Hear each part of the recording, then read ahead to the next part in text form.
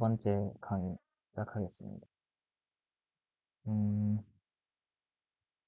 자, 그러면은 저번 시간에 이 일강 하다가 뒷부분에 있는 이 사용자 정의 함수 부분을 못하고 끝났어요. 이 반복문까지 하고 끝났는데 이제 이거 이어서 마무리하고 제가 그 체크아웃 하는 거, 깃에서 체크아웃 하는 거 설명 좀 드리고 이제 이번 주 내용인 데이터와 시각화 부분을 이렇게 빠르게 훑어보고 마무리하도록 하겠습니다. 여기 보면은 사용자 정의 함수가 뭔지는 대부분 아실 거라고 생각을 하고요. 이제 C나 파이썬에서도 함수 정의하고 이런 게 당연히 그 둘뿐만 아니라 모든 언어에 있죠. 사용자 정의 함수라는 게 모든 언어에 있으니까 음, 또 모든이라고 하면 안 되나? 제가 모르는 게 뭐 있을 수 있으니까 어쨌든 대부분의 프로그래밍 언어에는 사용자 정의 함수가 있죠. 그래서 이제 내가 원하는 대로 작동하게 하는 그런 코드 뭉치를 만들어 놓는 거다. 이렇게 생각을 하시면 되고, 입력 변수를 넣어서 출력 변수가 나오게 하는 게 함수의 가장 대표적인 형태이죠. 사실 사실 이 출력 변수가 없어도 되고요. 출력 변수 없게 하고 싶으면은 여기 이 부분을 삭제를 하면 됩니다. 보면은 여기에 함수 요약 설명 위치라고 돼 있고, 자세한 설명 위치라고 돼 있는데, 이런 거는 이제 조금 이따 설명을 드릴게요. 하고 뭐 입력 출력 매개 변수를 가진다. 이거는 이제 보니까 약간 틀렸는데 출력 매개 변수가 없어도 되니까 이거는 그렇게 생각하시면 되고 독립적인 작업 공간을 사용한다. 이건 무슨 말이냐면 함수 내부에서 사용한 변수는 외부에서는 볼 수 없다. 그러니까 함수 내부와 함수 외부는 서로 분리되어 있다. 그 둘을 연결해주는 건 입력과 출력 매개 변수밖에 없어요. 재사용 가능한 코드 블록이다. 이건 당연한 말이고 .m 파일로 저장이 된다. 파일명 함수명이 같다 이렇게 돼 있죠. 이제 매틀랩에서 함수 만들 때는 m 파일에다가 함수를 하나를 만들 수 있는데 그때 파일명이랑 함수명이랑 같아야 됩니다. 조금 이따가 실습해보면서 확인을 해보도록 하고 add numbers라는 함수를 만들어 볼 건데요. 매틀랩을 켜서 저번 시간에 했던 데가 여기까지였죠. while 실습까지 했어요. 하고 이 섹션 나눠서 사용자 정의함수 정의함수 이렇게 만들어주고 바로 한번 해보겠습니다. 이제 함수 정의를 해야 되니까 일단 파일을 하나 새로 만들 건데 새로 만들기에서 오른쪽 클릭하면 되죠. 오른쪽 클릭해서 새로 만들기 함수를 클릭을 해줍니다. 함수 이름은 add numbers 해주고 엔터를 한 번 더 눌러서 파일을 열어줍니다. 이렇게 하면은 함수 이름이랑 파일 이름이랑 함수 이름이 같게 자동으로 만들어진 거를 볼 수가 있죠. 하고 여기 그 강의 자료에 있는 대로 한번 이제 채워보겠습니다. 입력 변수는 A랑 B고 출력은 리절트를 출력을 할 거예요. 하고 여기 함수의 요약 설명 위치라고 되어 있는데 이게 뭐냐면 지우기 전에 이 명령창은 이거 누르면 껐다 켰다 할 수 있는데요. 명령창 켜고 이제 help 하기 전에 얘를 한번 저장을 해줍니다. 저장을 하고 help add numbers를 하고 엔터를 치면은 자, 이 함수의 요약 설명 위치하고 자세한 설명 위치 이렇게 돼 있죠. 이게 지금 어디 있는 거예요? 여기 써져 있는 말이 그대로 나온 거죠. 여기에다가 이제 주석으로 써놓은 거는 그 help를 쳤을 때 나오는 설명으로 바꿀 수가 있다. 이렇게 생각을 하시면 됩니다. 그래서 여기다가 한번 설명을 써볼게요. 이 숫자를 더하는 함수. 자세한 설명 위치에 A는 첫 번째 숫자 복사해서 B는 두 번째 숫자 리절트는 뭡니까? 두 숫자의 합 이렇게 해줍니다. 이 아규먼트 이거는 그냥 싹 다 지워주고 이 밑에도 다 지워줍니다. 그리고 이따가 리절트에다가 뭘 넣어요? A랑 B를 더해서 넣어줘야겠죠. 이렇게 하고 세미콜론을 찍어줘야 함수가 실행되면서 중간에 계산 과정들이 출력이 안 됩니다. 그래서 이렇게 해주고요. 컨트롤 S 해서 저장 한번 해주고 여기다가 헬프를 다시 해보면 두 숫자를 더하는 함수다. 그래서 이렇게 나오는 걸 확인할 수가 있습니다. 이게 그대로 나왔죠. 그래서 헬프 쳤을 때 나오는 설명을 여기다가 적는 거다 생각을 하시면 됩니다. 어쨌든 함수 다 만들었으니까 다시 그 스크립트 파일로 가서 함수를 호출해 볼 건데 add numbers 하고 5,3 이렇게 해서 이 줄을 드래그하고 F9를 누르면 이 줄만 이렇게 실행이 됩니다. 이렇게 두 개 더해서 8 나오는 거 확인을 할 수가 있고 이렇게 실행할 수도 있고 함수로 만들어 놨으면 이 터미널에서 할 수도 있어요. 이렇게 해서 5,3을 이렇게 입력을 해주면 실행이 되는 걸 확인을 할 수가 있습니다.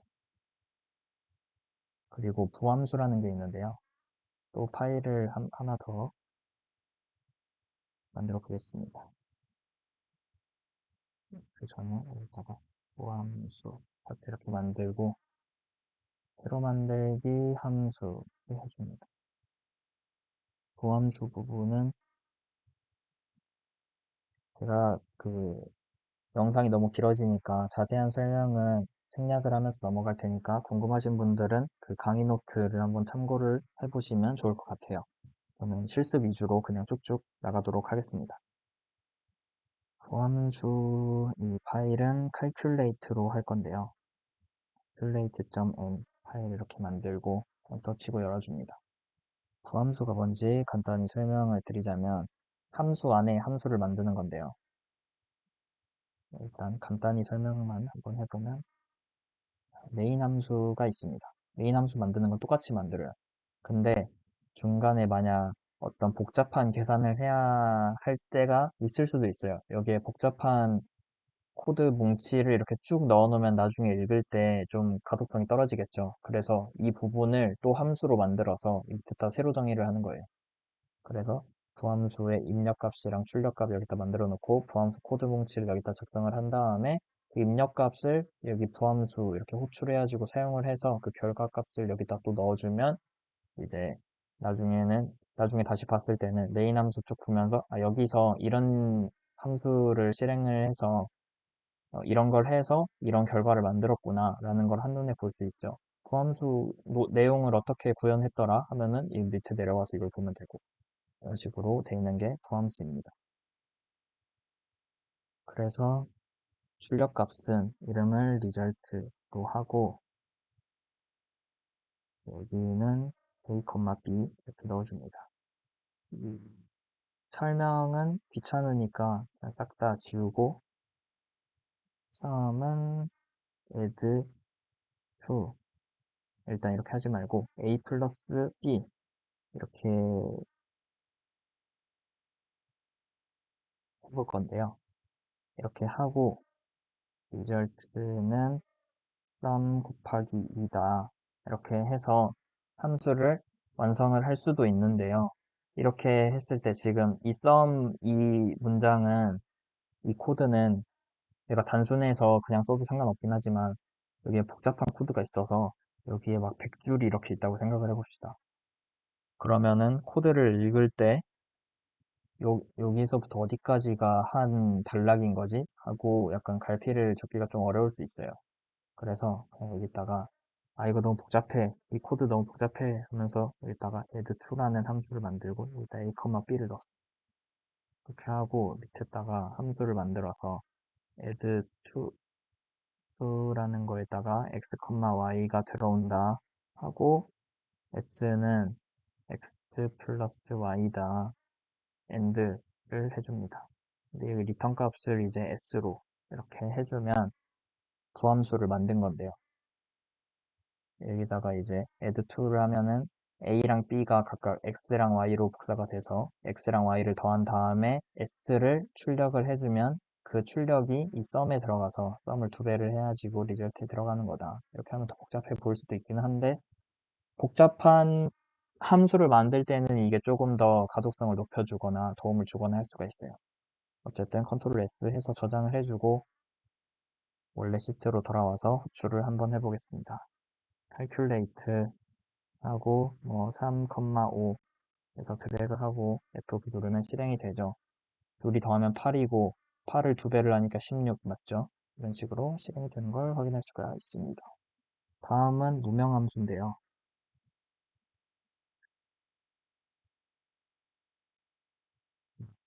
보면은 무명함수가 뭐냐 하면은 이름이 없는 함수예요. 이름이 없는 함수인데 이렇게 at이라는 거를 이용을 해서 이게 함수 핸들이라고 하는 거거든요. 함수 핸들에다가 변수를 이렇게 괄호로 묶어서 수식을 만들 수가 있습니다. 원래 이런 식으로 뭔가 입력값이 있는 코드를 만들려면 함수를 이런 식으로 좀 전에 사용자 정의 함수 같은 걸 만들었어야 되는데 얘는 함수 그런 정의가 따로 없이 그냥 코드에서 이렇게 딱 한 줄로 함수를 만들 수가 있어요. 수식을. 그렇게 해서 이제 변수에다가 이렇게 넣어주는 건데 무명함수라고 했는데 이름이 있는데요. 얘는 사실 함수의 이름이라기보다는 변수의 이름이죠. 얘가 함수고 얘는 그 함수를 담는 변수입니다. 그래서 좀 전에 이런 거 함수 호출하는 거 보고 이러면은 원래 여기다가 이제 이런 식으로 쓰죠. x는 calculate 3,5 3,5를 이 함수의 출력값을 여기다 이렇게 담는 거죠. 근데 함수 이름은 이 오른쪽에 있죠. 얘가 함수 이름이고 얘는 함수의 그 값을 담는 출력을 담는 변수인데 무명 함수를 보면은 여기에 함수 이름이 있어야 되고 얘는 변수입니다. 그래서 얘는 이름이 없는 거예요. 이거는 그냥 나중에 그 함수를 담는 그릇에 이름을 붙여준 거고 그래서 어쨌든 그래서 무명 함수다 정도 생각하시면 됩니다. 실습을 해볼 건데요. 자, 보면은 fx라는 거를 변수를 만들어볼게요. 만들어서 at하고 x를 넣어줍니다. 이렇게 하면은 x가 지금 변수라는 거예요. x가 변수인데 어떤 수식을 작성하냐면 x제곱 마이너스 x 마이너스 2 이렇게 해줍니다. 이렇게 하고 fx에다가 5를 집어넣으면 이 fx라는 게 x를 변수로 하고 내용은 이거예요. 그래서 5를 이렇게 넣으면은 이 x 자리에 5가 이렇게 들어가서 연산이 되는 거죠. 얘를 드래그해서 F9 눌러서 실행을 해보면 자, 5의 제곱 25죠. 25 빼기 5 20 거기서 2를 또 빼. 그러면은 18이죠. 그래서 18이 나옵니다. 이렇게 확인을 해봤고 다음 F1이라는 거를 또 만들어서 여기다가 이제 변수를 2개를 넣을 수도 있고 3개를 넣을 수도 있고 4개를 넣을 수도 있고 원하는 만큼 넣을 수 있는데요. 이렇게 하고 또 똑같이 그냥 이렇게 해줍니다. F1에다가 그리고 3,5를 넣으면은 이 3은 여기 X로 들어가고 이 5는 Y로 들어갑니다. 그러면 3의 제곱 더하기 5의 제곱이니까 몇이에요? 9 더하기 25는 9 더하기 25는 뭐야? 34 맞죠? 34 이렇게 하면은 34가 나오는 걸 확인할 수가 있습니다. 이번에는 함수 핸들을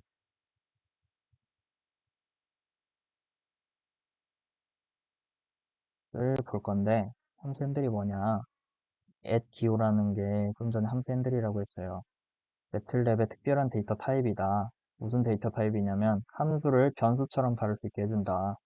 이게 무슨 말이냐면 이제 사인 앞에다가 이 함수 핸들을 붙이면은 그 얘가 사인처럼 행동을 합니다. 그래서 그 사인이라는 운전대를 얘가 쥐고 있는 거라고 생각을 하시면 되는데, 보면은 함수에 대한 참조나 포인터를 만드는 것이라고 생각하면 된다. 이제 주소를 알 수 없으니까 포인터보다는 참조가 맞겠죠. 함수에 대한 참조라는 건데, 어, 그래서 참조가 원래 뭐죠? 참조가 뭔지 아시는 분들도 있을 거고, 잘 모르시는 분도 있을 텐데, 참조라는 게 그 주소를 가리키는 거예요. 사실 아닌데, 그냥 그렇다고 칩시다. 그 주소를 가리키는 건데, 어떤 변수에 참조가 있다고 하면은, 이 f라는 거는 이제 변수의 이름이고, 변수의 메모리 상에서의 주소가 있어요. 메모리 상에서의 주소가 있는데, 그 주소에 값이 저장이 되어 있습니다.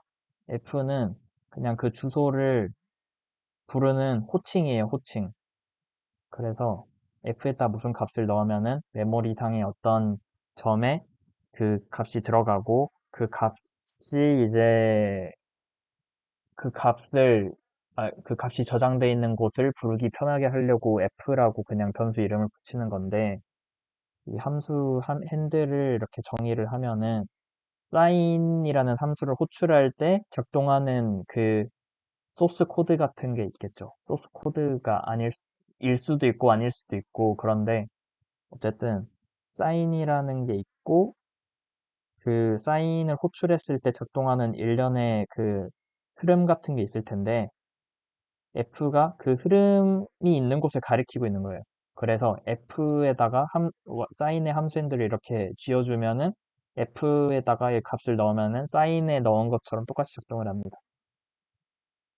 그래서 이렇게 F는 사인이다. 이렇게 해주고요.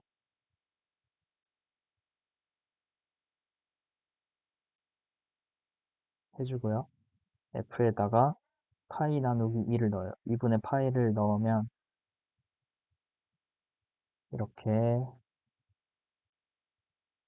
하면은 사인 2분의 파이는 1이죠. 그래서 1이 나오는 걸 확인을 할 수가 있습니다.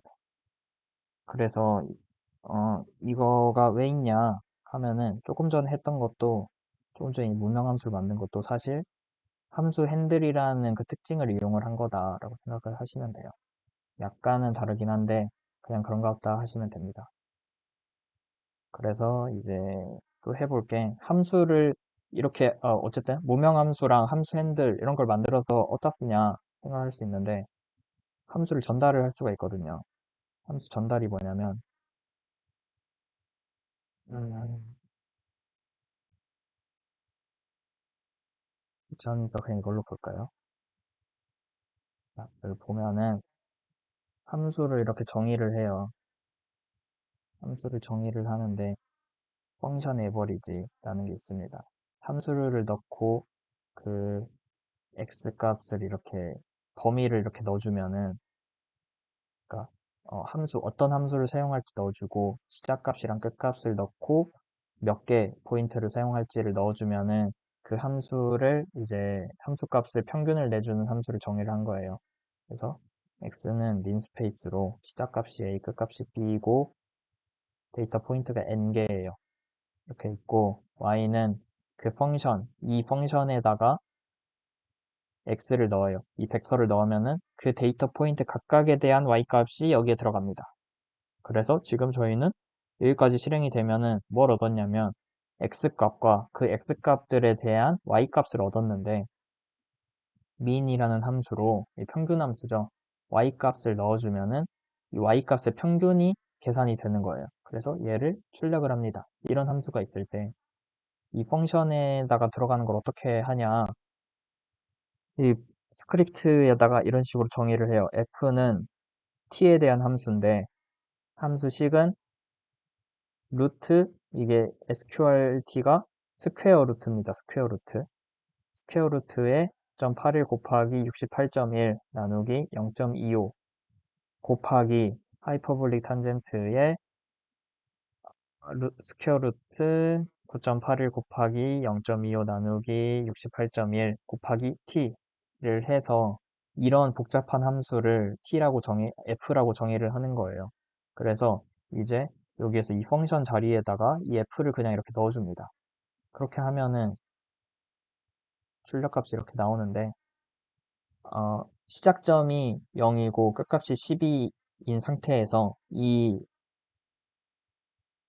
데이터 포인트들을 60등분을 냅니다. 그래서 x를 만들어주고 그 값들에 대한 y값을 계산을 해서 그 y값의 평균을 내주는 함수. 그래서 계산한 결과가 36.0127이다. 이렇게 나오는 거예요. 무슨 말인지 알겠나요? 잘 모르겠으면 저한테 개인적으로 카톡 보내시면은 개인적으로 물어보셔도 되고 단톡방에 물어보셔도 됩니다. 어쨌든 뭐 저한테 물어보시면은 제가 설명을 다시 잘 드릴게요. 그래서 뭐 이렇게 할 수 있다. 또 내장 함수도 좀 전에 함수 핸들로 이렇게 사인 함수를 받았었잖아요. 그래서 이런 식으로 함수에다가 사인을 넣을 수도 있습니다. 그렇게 하면 이 사인 함수의 평균값이 계산이 되겠죠. 여기까지 해서 이제 저번 시간에 못했던 부분까지 했고 벌써 20분이 지나갔네요. 빨리 해야 되는데 자, 여기 보기 전에 꺼주고요. 커밋을 한번 할까요? 음, 저번 시간부터 이제 커밋이 뭔지 알려주지도 않고 계속 혼자서 커밋을 해야 되는데 그게 뭔지 이번에 알려드리겠습니다. 일단 스테이지에 올려야 되는데요. 제가 수정했던 이 파일들이 있죠. 이 두 개의 파일을 추가를 했고 이거는 제가 개인적으로 수정한 거라서 여러분들은 초록색으로 떠 있을 거긴 해요. 근데 신경 안 쓰셔도 됩니다. 이렇게 이 파일도 이렇게 수정을 했습니다. 이거는 만들고 나서 커밋을 아직 한 번도 안 해서 이렇게 돼 있을 거고요. 이렇게 해서 git add 하고 점을 하면은 전부 다 올린다고 했죠.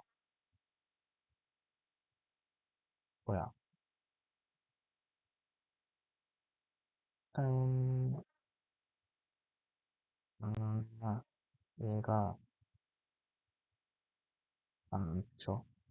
제가 수정을 하고 원래대로 복구를 했는데 사실 수정함으로 계속 떠 있어야지고 그냥 냅뒀는데 그게 얘가 다시 스테이지 올리려고 변경사항을 이렇게 딱 리스트업을 했는데 바뀐 게 없네? 하고 그냥 이렇게 다시 바뀐 거예요. 여러분 신경 안 쓰셔도 됩니다. 어쨌든 스테이지에 다 올라갔는데 스테이지 올라가면 이렇게 플러스 표시로 바뀌어요.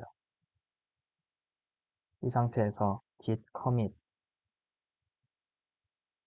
-m 메시지로 force shift complete 이렇게 하고 엔터를 칩니다. 그렇게 하면 세 개의 파일이 바뀌었다. 해서 이 초록색으로 이렇게 다 뜨는 거를 확인을 할 수가 있습니다. 여기에서 이제 이 빈 공간에다가 오른쪽 클릭해서 소스 컨트롤 프렌치 걸리자 이렇게 갑니다. 열어보면 어 이상하다 이거 없앴는데 음,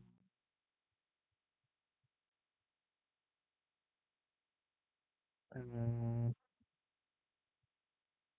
이게 없어야 되는데 제가 사실 좀 전에 이거 테스트를 하고 나서 얘를 숙제를 했는데 약간 버그 때문에 남아있는 것 같아요. 이걸 지금 고치기 어려우니까 고치기 귀찮으니까 없다고 생각을 하시고 한번 그냥 없다고 생각하고 한번 봅시다. 자, 여기 보면은 이렇게 first, second, third 하고 fourth까지 이렇게 있어요. 이렇게 커밋을 해놓으면은 이 커밋을 왜 하는 거냐? 이 커밋했던 포인트들을 이동을 할 수가 있어요. 그 슈퍼마리오 게임을 해보셨나요? 해보면은 이 중간 갈 때마다 중간 세이브 지점들이 있어요. 그 깃발이 있는데 그 깃발들을 이제 탁 터치를 하면은 이제 중간 저장이 돼서 만약 죽어도 그 지점부터 다시 시작을 할 수가 있죠. 커밋도 그런 거라고 생각하시면 되는데 여기에 이제 코드를 수정을 하다가 중간에 커밋을 딱 하면은 그 커밋했던 시점에 깃발을 이렇게 탁 꽂습니다. 그래서 나중에 git checkout이라는 명령어로 그 시점에 코드로 이동을 할 수가 있어요. 그래서 저희는 지금 이 네 번째 시트까지 완료된 지금 상태인데 이 시점은 무슨 시점이죠? 여러분들이 처음에 git 클론을 했던 시점이에요. 이 코드를 여러분들이 내려받았는데 그렇게 하고 시트를 작성을 하고 first sheet complete라는 커밋을 했었죠. 이 시점으로 이동을 하면은 이 시점에는 시트가 하나도 작성이 안 돼 있을 거예요. 그래서 이 베이직 1이라는 시트를 열고 보면은 코드들이 이렇게 작성이 돼 있죠. 이렇게 출력도 이렇게 있고 돼 있는데 이 시점으로 돌아가고 싶으면 어떻게 하냐? commit id라고 있습니다. 얘를 클릭을 하면 복사가 돼요. 터미널로 가서 git check out 쓰고 컨트롤 V를 해서 이렇게 하면은 헤드가 지금 여기에 있다 이렇게 뜨는데 헤드라는 게 뭐냐면 지금 제가 있는 위치예요. 좀 전에 헤드가 여기 있었는데 지금 제가 이쪽으로 왔죠. 그래서 지금 이제 어쨌든 이 시점에 코드로 변경이 됐다는 건데 매틀랩 코드를 다시 보면은 코드가 이렇게 다 비어 있습니다. 여기 보면은 이렇게 돼 있죠. 다른 것들도 다 마찬가지로 이렇게 비어 있습니다. 저희가 이 시점에 코드로 이동을 한 거예요. 그래서 만약 나는 그러면은 첫 번째 시트 작성했던 시점으로 이동을 할래. 그럼 커밋 아이디를 복사를 해서 git checkout 컨트롤 V 이렇게 하면은 이렇게 이동이 됩니다. 첫 번째 시트가 이제 작성이 돼 있죠. 첫 번째 시트 작성이 되어 있고 두 번째 시트는 아직 비어 있습니다. 이런 식으로 코드를 왔다 갔다 할 수가 있는 거예요. 이런 식으로 이제 코드를 이제 여러분들 코드 지금까지 어떻게 저장을 했죠? 코드를 따로 백업을 안 하시는 분들은 그냥 이제 코드 막 수정하다가 아 망했다. 아까 했던 걸로 돌아가고 싶은데 하면은 컨트롤 Z 이렇게 연타를 하죠. 근데 이제 그렇게 할 필요 없고 코드를 백업해 놓으시는 분들은 어떻게 했겠어요? 이제 코드 뭐 1차 코드, 2차 코드, 뭐 최종 코드, 찐 최종 코드, 찐찐 최종 코드 막 이렇게 하면서 저장을 해놨죠. 근데 그런 거를 이제 안 하고 이렇게 커밋을 찍어 놓으면은 언제든지 내가 그 커밋했던 시점으로 코드를 되돌릴 수가 있다. 되돌리기만 하고 원래대로 돌아가는 건 또 어떻게 하겠어요? 어떻게 하나요? 하면은 또 여기 클릭하고 커밋 아이디 복사를 해서 git checkout 컨트롤 V 엔터를 해주면 이제 또 코드를 보면은 이런 식으로 네 번째 시트 다 작성돼 있고 첫 번째 시트, 두 번째 시트 이렇게 다 작성이 돼 있죠. 이런 식으로 코드를 왔다 갔다 하면서 관리를 할 수가 있게 됩니다. 매틀랩에서 제가 저번 시간에 이걸 알려드리려고 하다가 아니, 안 알려드리려고 했는데 GitHub에서 매틀랩에서 이런 식으로 GUI를 제공하길래 GUI 상에서 체크아웃을 하는 방법이 있을 거라고 생각을 했거든요. 근데 없는 것 같아요. 제가 찾아보니까. 그래서 그냥 명령어로 하는 방법을 알려드렸고 매틀랩 터미널에서도 사실 할 수가 있거든요. 근데 여기는 그 문법이 좀 다른 것 같아요. GitHub랑 그냥 Git이랑.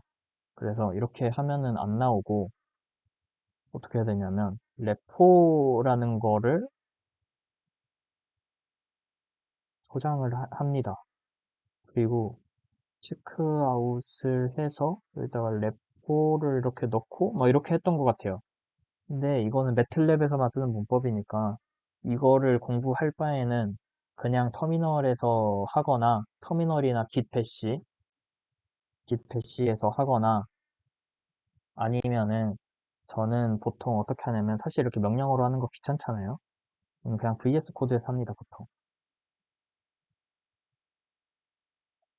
이렇게 해놓고 여기서 이제 이거 GitHub 소스 관리하는 데가 있거든요. 에다가 이렇게 하고 VS 코드에서 하면 좋은 점이 여기에 이 자동 생성 버튼이 있어요. 커밋 메시지를 자동으로 생성을 해주거든요. 제가 지금까지 작성했던 커밋들의 그 특징을 보고 이런 식으로 커밋을 작성하는 사람이네. 그럼 이렇게 쓰겠지 하면서 코드 수정 내용을 보고 제가 쓸 법한 그런 그 커밋 컨벤션대로 이 커밋 메시지를 작성을 해줍니다. 그래서 저는 이렇게 하는 거 좋아하고 이게 또 편리한 게 여기서는 그냥 체크아웃도 엄청 간편해요. 이렇게 오른쪽 클릭해서 그냥 이렇게 체크아웃을 하면은 그 명령어 안 쳐도 그냥 이런 식으로 체크아웃이 됩니다. 어디 갔지? 뭐라?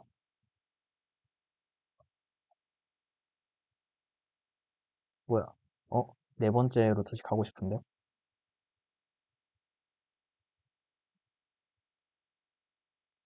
이렇게 메인 브랜치로 다시 이동을 해서 체크아웃 메인 이렇게 해주면은 이렇게 체크아웃이 되는 거 왔다 갔다 하는 게 간편하다. 그냥 GUI상에서도 체크아웃을 이렇게 할 수 있다라는 거 알아두시면 좋을 것 같습니다.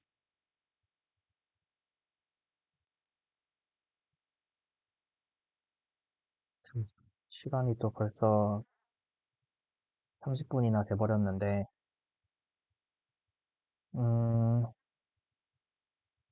이거를 준비를 하긴 했는데, 이건 다음 시간에는 이제 그 신호 처리 코드를 한번 작성을 해볼 건데, 이론적인 설명은 조금 시간이 부족할 것 같아서 아직 자료 만들진 않았는데, 이론적인 설명은 그냥 최소화하고 코드 그냥 쭉 작성해 볼 거예요. 근데 코드 작성하면서 중간에 이제 어떻게 관리하는지 정도 이제 그 Git을 이용해서 코드 관리를 어떻게 해야 되는지 설명을 쭉 드리도록 하겠습니다.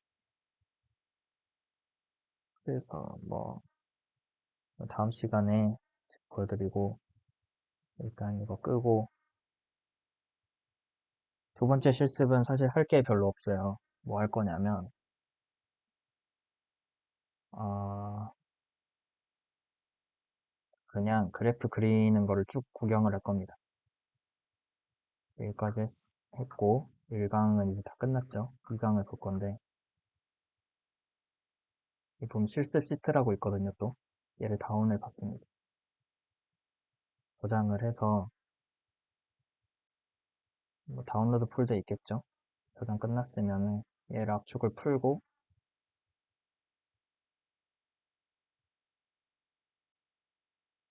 이 폴더를 다시 그 여러분들이 사용을 했던 그 폴더에다가 다시 옮겨주고 매틀랩에서 그 폴더로 이동을 해줍니다. 이거는 끌게요. 이렇게 하고 첫 번째 시트를 이렇게 열어봅니다. 자, 보면은 음, 이게 이렇게 제목이 있거든요. 첫 번째 시트는 이 그래프 종류에 대한 거고 두 번째 시트는 그래프 옵션, 세 번째 시트는 이 피겨 레이아웃에 대한 겁니다. 그래서 이렇게 하나씩 살펴볼 건데 쭉 훑어볼게요. 자, 데이터 시각화를 위해 여러 가지 그래프를 그릴 수 있다.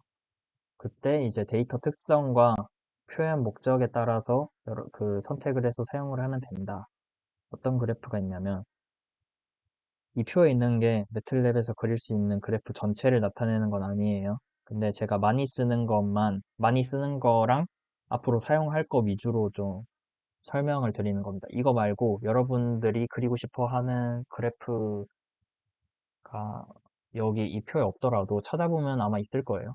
그래서 뭐 그런 것들 나중에 필요할 때 찾아서 쓰시면 될 것 같고 그냥 제가 소개하는 입장에서 설명드리는 거니까 그냥 그렇게만 가볍게 한번 보겠습니다.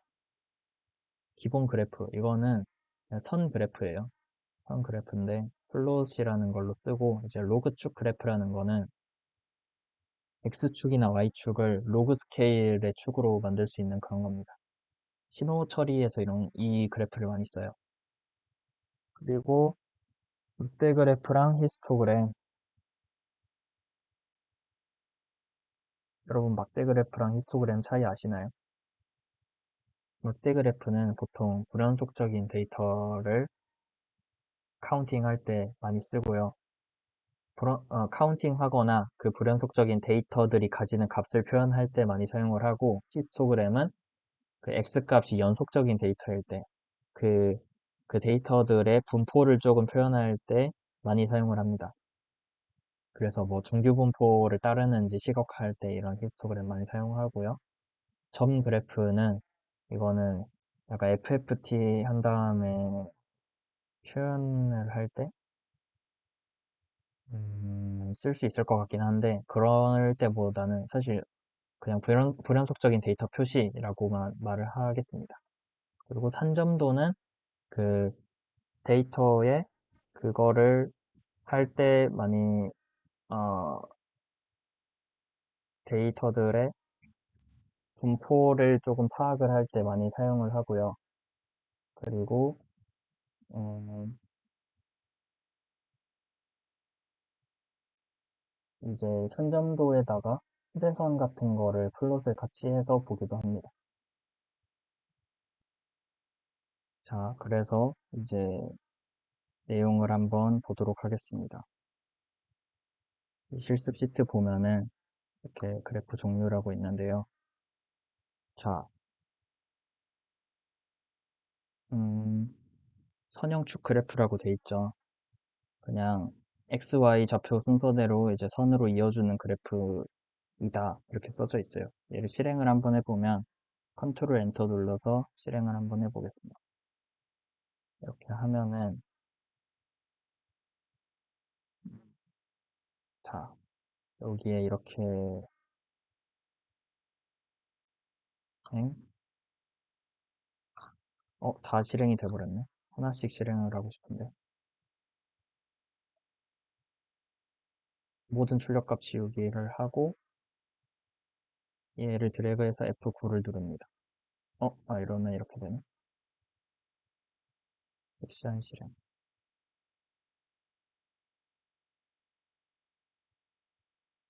음,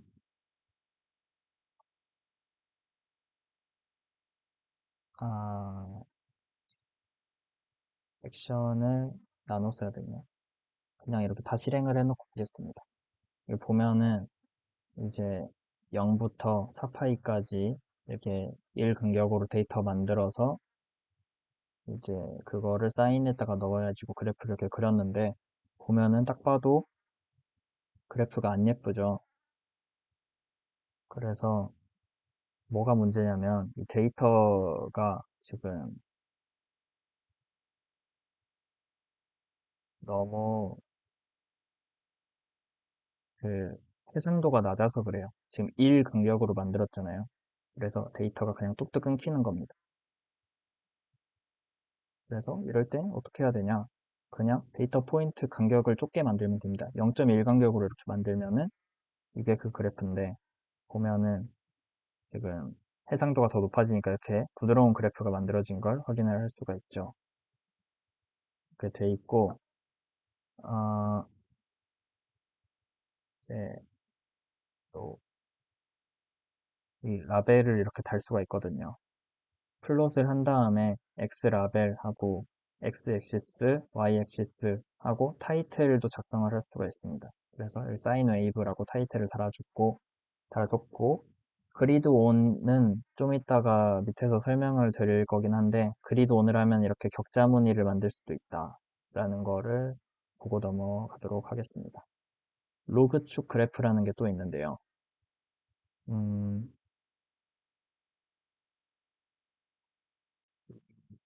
로그축 그래프는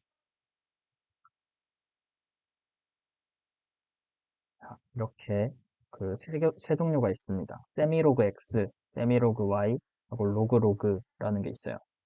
세미로그 X는 X축만 로그 스케일, 세미로그 Y는 Y축만, 로그는 둘 다 로그 스케일 이렇게 돼 있어서 그냥 보면은 음,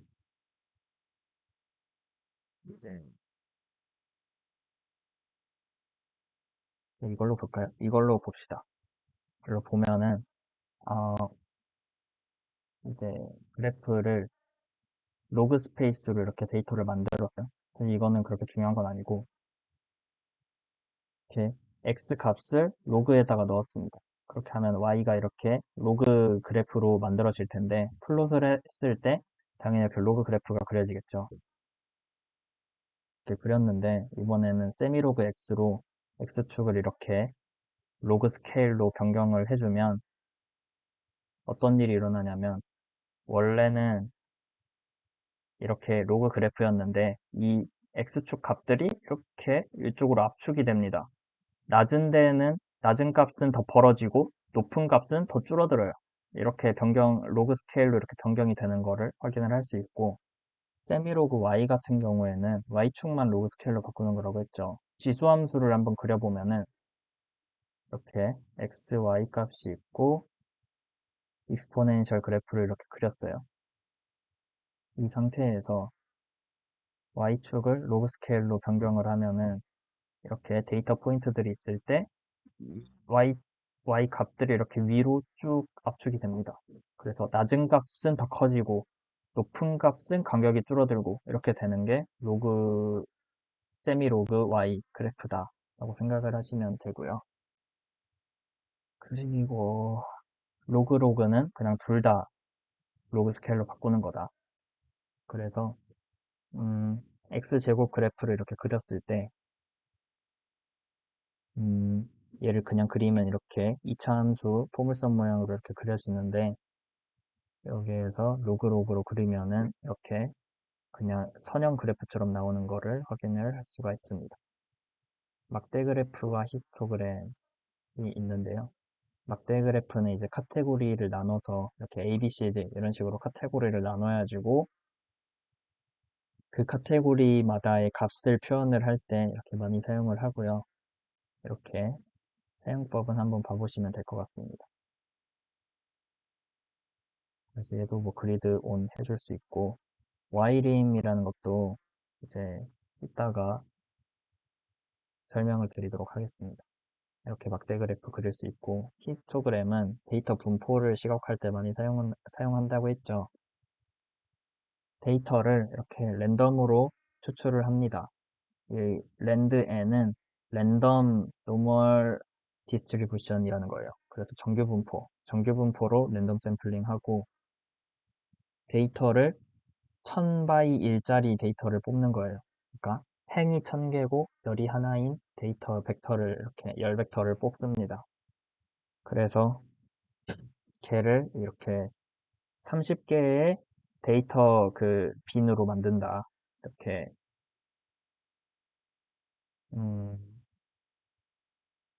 30개의 데이터 빈을 만들고 색깔을 이런 식으로 또 지정을 할 수가 있거든요.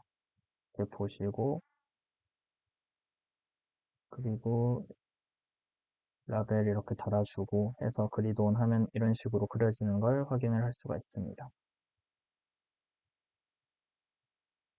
줌그래프와 선점도 템이라는 함수로 이제 줌그래프를 그릴 수 있는데요. 이렇게 그 포인트가 이렇게 동그랗게 찍히고 밑에서부터 선이 이렇게 올라오는 형태의 그래프를 그릴 수가 있습니다. 선점도는 이제 데이터 분포를 확인할 때 많이 사용을 하는데요. 랜덤으로 이렇게 데이터를 생성을 하고 어, 음, 그 같이 그리는 건 밑에 있네요. 그래서 이런 식으로 데이터를 랜덤으로 정규 분포로 생성을 하고 이렇게 할 수 있다. 사용 방법은 나중에 필요하실 때 보시면 될 것 같습니다. 그래프 옵션이라는 게 또 있는데요. 여기서 그리드 그리기, 그리드 온이라는 걸 하면은 그리드를 이렇게 나오게 할 수가 있고, 그리드 오프를 하면은 그리드가 다시 숨겨집니다. 그리고 그리드 마이너라는 것도 있는데, 이런 식으로 그리드 마이너를 키면은 그 조금 더 촘촘한 그 점선 그리드가 생기고요. 이걸 둘 다 킬 수도 있습니다. 둘 다 키면 이렇게 그리드에다가 그 사이사이에 촘촘한 점선 그리드가 생기는 걸 확인을 할 수가 있습니다. 색깔이 왜 이러지? 네. 이렇게 되는 걸 확인을 할 수가 있습니다. 그래서 코드 보시면은 그냥 그래프 플롯 한 다음에 그리드 이렇게 해주면 돼요. 여기서 피겨라는 건 뭐냐면 플롯을 그냥 해도 되긴 하는데 플롯을 그냥 하면은 지금 켜져 있는 피겨가 하나도 없으면은 피겨를 새로 만들고요. 켜져 있는 피겨가 있으면은 가장 최근에 사용을 했던 피겨에 이 그래프가 그려집니다. 근데 피겨 1이라고 이렇게 하면은 피겨 1이라는 그 피겨가 없으면은 이 피겨 1이라는 거를 새로 만들고 거기에다가 그림을 그리고요. 피겨 1이라는 게 이미 있으면은 지금 최근에 사용한 게 다른 피겨여도 이 피겨 1이라는 걸 선택을 해서 거기에다 그림을 그립니다. 음, 네, 그래서 이렇게 보고 넘어가겠습니다.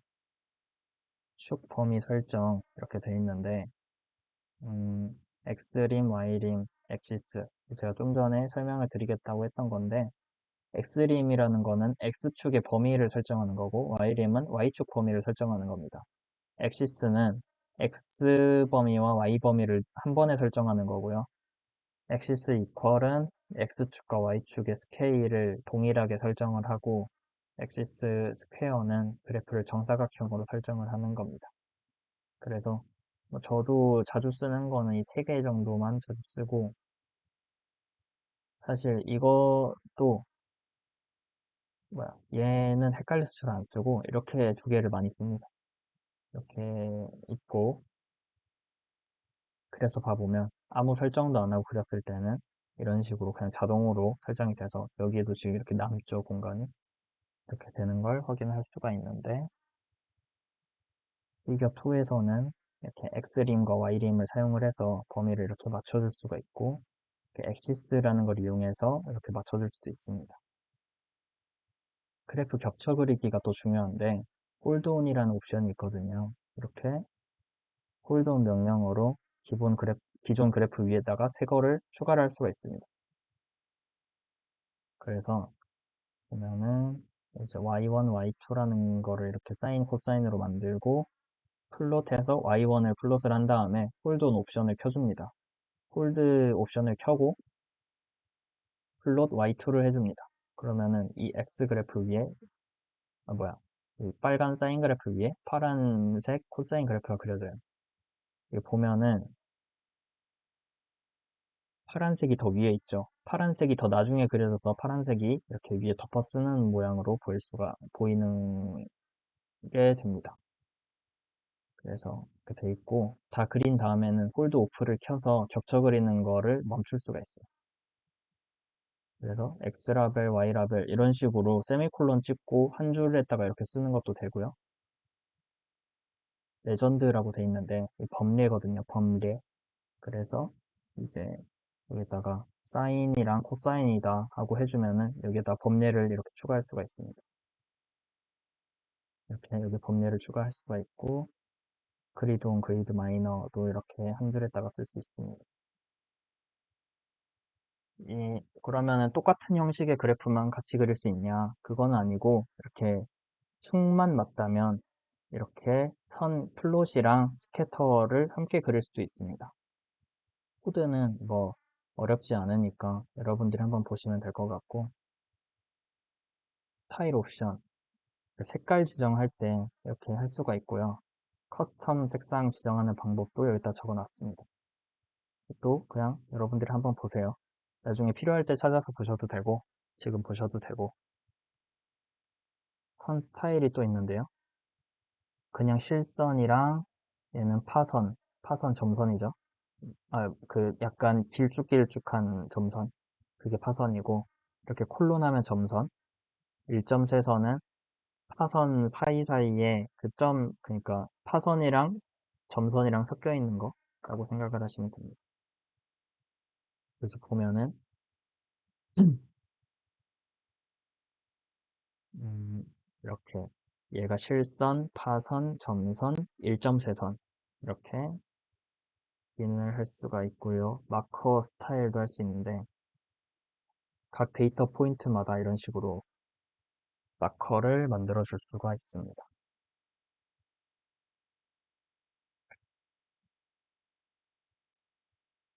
조합해서 사용을 할 수도 있는데요. 이렇게 원래 뭐 이렇게 따옴표 안에다가 R만 써서 레드 하고 선 스타일 하고 마커 이렇게 따로따로 쓸 수도 있지만 이렇게 한 번에 합쳐서 쓸 수도 있습니다. 이렇게 나오는 거 확인을 할 수가 있고요.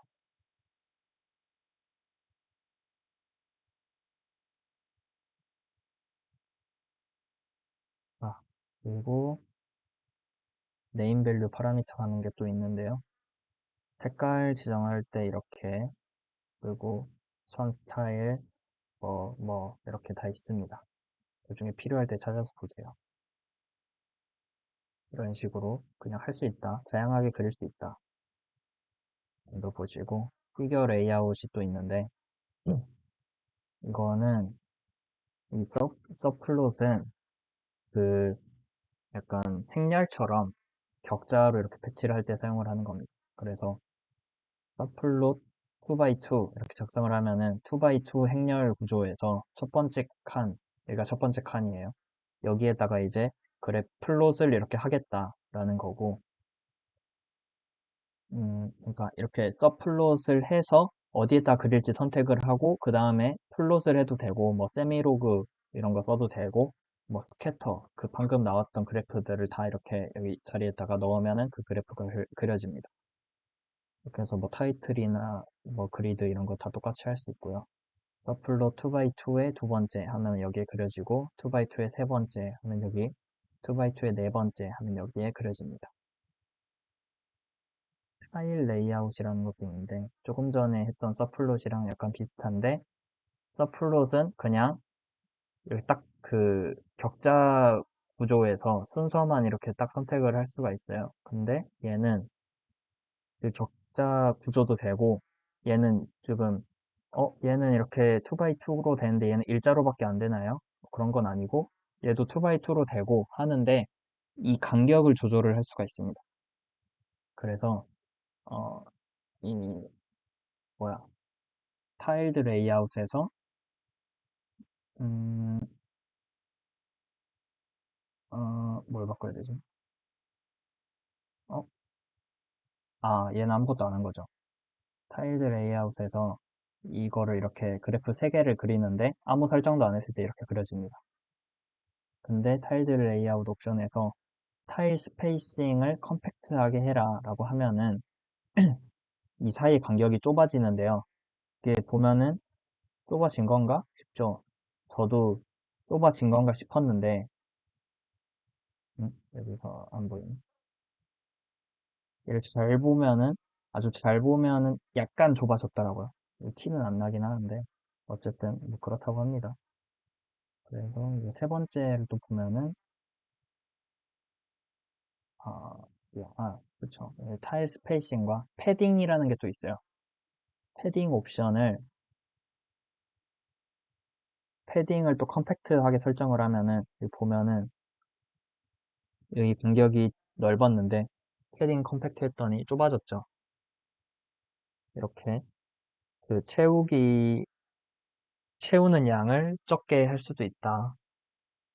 뭐 이런 식으로 돼 있는데 사실 볼 때 이 피겨 레이아웃에서만 이렇게 보이고 그 여기 있는 이 피겨 복사 버튼이 있죠. 이거 클릭해서 복사했더니 다 똑같이 나오더라고요. 그래서 별 의미 없다. 커스텀 배치 이거까지만 보면 되는데 이제 그래프의 위치와 크기를 자유롭게 지정할 수 있는 방법이다. 이렇게 돼 있죠. 조금 얘는 자유도가 높습니다. 그래서 보면은 음, 이렇게 포지션과 그 XY 값과 width, height 이렇게 설정을 할 수가 있는데요. 포지션이 뭐냐? 포지션이 뭐가 아니라 이렇게 하면은 포지션을 설정하겠다는 말입니다. 포지션을 설정할 건데 그 포지션은 값이 이렇다라는 거예요. 그래서 엑시스라는 이게 생성자라고 생각을 하시면 됩니다. 포지션이라는 거를 이렇게 설정을 하겠다라고 엑시스의 객체를 여기다가 넣는 거예요. 그래서 플롯을 할 때 이 객체에 x 값과 y 값을 이렇게 넣어서 그래프를 그려라 하면은 보면은 x 시작점이 0.1 그리고 y 시작값이 0.55입니다. 보면은 x 시작값이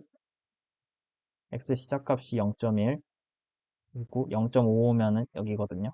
그래서 여기가 이제 시작점이 되는 거고 위스가 0.35, 하이트가 0.35니까 이렇게 0.35, 이렇게 0.35 해야지고 이렇게 그 축이 결정이 되는 거고, 여기에다가 이 사인 그래프를 그려라 해서 이게 이렇게 그려지는 겁니다. 얘도 나머지도 똑같고요. 제가 한번 확인해 보시라고 그 점선을 그려가지고 여기다가 사진을 넣어놨으니까 체크해 보고 싶은 분들은 체크해 보시면 됩니다. 이렇게 각각 다 설정을 해서 이렇게 그래프를 배치를 할 수가 있습니다. 이렇게 해서 두 번째 강의 마무리하도록 하겠습니다. 실습 파일 제출은 두 번째에는 제가 사실 코드를 다 채워놨어요. 다 채워놔가지고 그냥 보고 싶은 분들만 한번 실행해서 그냥 실행 누르면 다 실행되니까 이렇게 해가지고 한번 보시면 될 것 같고요. 이렇게 해서 한번 봐보시고 이 매틀랩 비주얼라이제이션 코드는 제출 안 하시고 그 저번에 좀 전에 했던 그 4번 그 매틀랩 베이직 4번 시트랑 그때 편집했던 편집한 게 아니라 그때 만들었던 함수 파일들 그것들만 같이 압축해서 제출을 해주시면 되겠습니다. 아니 그렇게 제출하지 마시고 그냥 음, 이 튜토리얼 폴더 있죠? 이 점 깃이랑 이거 전체를 압축을 해서 해주시면은 제가 여러분들이 커밋도 잘 했는지 확인을 할 수가 있으니까 그렇게 보내주셔도 되고 그냥 오늘 수정했던 파일들만 이렇게 총 4개가 있네요. 4개만 압축을 해서 저한테 보내주셔도 되고 카톡으로 보내주시면 됩니다. 그리고 퀴즈는 제가 이번 주에는 뭐 크게 한 거 없으니까 그냥 간단하게 쉽게 만들어가지고 퀴즈 또 내드리도록 하겠습니다. 네, 강의 분들아 수고하셨습니다.